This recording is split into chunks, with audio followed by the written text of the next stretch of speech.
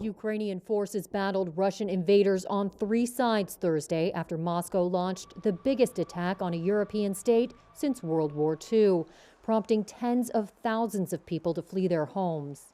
The Russian invasion came by land, sea, and air in a massive show of force.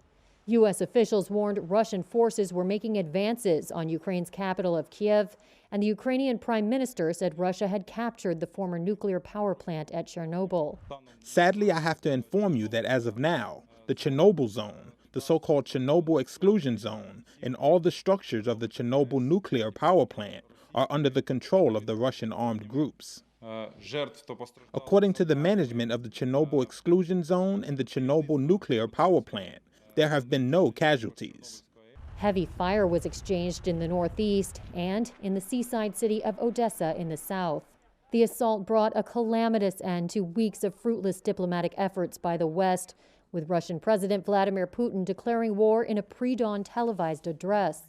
He said he had ordered a special military operation to protect people, including Russian citizens, subjected to, quote, genocide in Ukraine, an accusation the West calls baseless propaganda. U.S. President Joe Biden blasted Russia's aggression from the White House, calling it a war without cause. Putin is the aggressor. Putin chose this war, and now he and his country will bear the consequences. Thursday began with missiles raining down on targets across Ukraine and reports of troops pouring across the borders from Russia and Belarus. President Volodymyr Zelensky called on Ukrainians to defend their country and said arms would be given to anyone prepared to fight. What we have heard today are not just missile blasts, fighting, and the rumble of aircraft. This is the sound of a new Iron Curtain, which has come down and is closing Russia off from the civilized world. The UN Refugee Agency said an estimated 100,000 Ukrainians had fled their homes. Some took shelter in train stations. Others tried to get out.